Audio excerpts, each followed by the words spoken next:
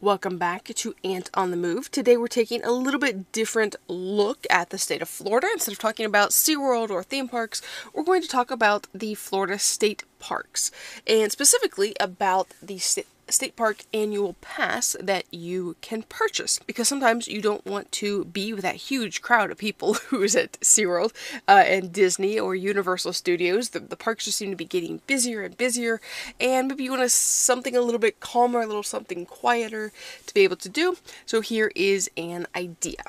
So first we have the individual annual entrance pass that is $60 plus tax, and it provides day use park entry for a single named pass holder. And additional people who accompany the pass holder are admitted at $2 per person, except at two different state parks, Homosassa Springs Wildlife State Park and Weeki Wachee Springs, where the standard admission applies. And if you're going to take some guests with you, the named pass holder must be present to use this pass. So if your summer bucket list plans are to go visit a lot of different state parks, consider purchasing the individual pass for yourself. If you're planning on taking friends or family with you, then consider the family annual entrance pass, which is $120 plus tax. But this gives you, again, day use entry to all the parks, but with a total of 8 people included in the group. So the group is defined as all the occupants of one vehicle, so up to a total of 8 people, including the pass holder. So you and 7 friends or family members can go.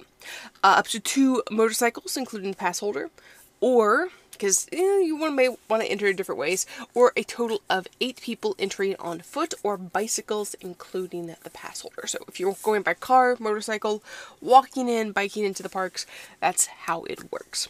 Now, again, for the Homosassa Springs Wildlife State Park and Weeki Wachee Springs, the family pass is good for admission of up to 2 people, including the pass holder, and I don't think there's any additional discounts for additional people. So the first 2 people can get in for free, and then you have to pay for the other 6 people. But I don't remember the exact price of these parks, but I don't think it's that expensive, so it shouldn't be a big deal, hopefully.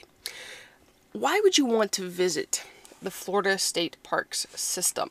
So on the screen now, you're going to see Find a Park. This is a website page, the Florida State Parks website.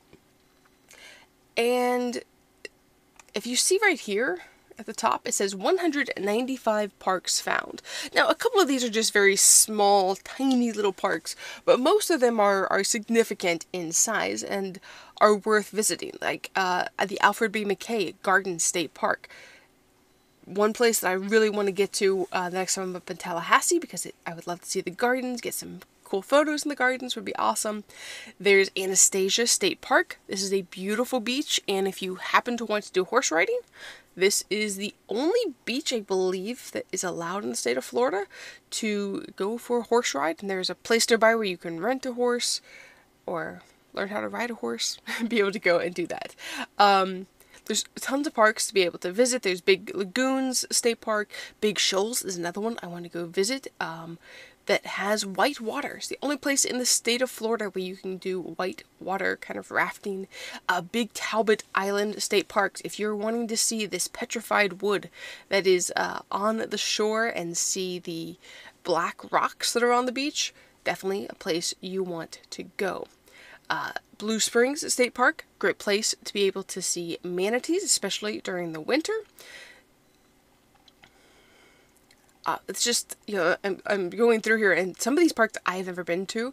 I would like to make that a goal to be able to visit all of them. We have the Constitution Convention Museum State Park, which is pretty cool. So most of them are outdoors, but there are a few more indoor visitor center historical place parks that you can visit. There's De Leon Springs, lots of springs you can go and visit. Okay, I need to get to the F's real quick because I want to show you one of my favorite parks. The Denellen Trail, great trail you can go down. There's a farm. Let's go to page 5. Will that get us to the F's? Yes, one of my favorite parks up in Jacksonville, actually past Jacksonville, Fernandina Beach, is the Fort Clinch State Park. I highly recommend going and visiting this park. This is one of the oldest structures in the state of Florida. Of course, we have the Castillo de San Marcos in St. Augustine. All those buildings there are very old. We have the fort all the way down in Key West, the Fort Zachary Taylor. That one's big and old. But Fort Clinch State Park, it was a fort that was never fully finished, never fully used, but it's just an amazing piece of architecture that is sitting just below the border for Georgia, and is definitely worth visiting if you get a chance to drive up that way. There's also a lighthouse you can kind of see. You can see the ocean, the beach. So definitely, this is one I recommend visiting if you have a chance. But now let's go back and talk about some of the rules about the annual passes. So the annual passes allow unlimited visits to the parks, but additional fees may apply, especially in like Maroon County. There's a surcharge for some reason. Don't ask me why, but you gotta pay that. The pass holder must be present to use the pass, and you must be prepared to show a photo ID just to make sure that you're the person trying to get in. Now, entrance passes do not waive other special use fees for special events like camping or activities such as boat tours, tubing, gardens, etc. So you will have to pay an additional fee for those. Now, how to purchase a pass. So passes can be purchased at a park, or they can be purchased online. Now, I rather recommend that you purchase the pass at a park, because you can do this at the park, ranger stations, museums, etc. park, rather than having to pay that additional $16, just a way you can save a little bit of money. And there are discounts on annual passes if you happen to be active duty or honorably discharged veterans. Those discharged veterans who have service-conducted disabilities, surviving spouses and parents of deceased veterans, surviving spouses and parents of Florida law enforcement officers and Florida firefighters, licensed family foster homes, and families who adopt difficult-to-place children can all get discounts on annual passes. And I believe there are ways to actually get a pass for free. We'll talk about that in the future if that might be something you're interested in, how you can get one for free. And then if you were to lose your pass, then it's going to be expensive to get it back. So don't lose your pass. That's the best thing I have to say. Because you have to have your original registration receipt.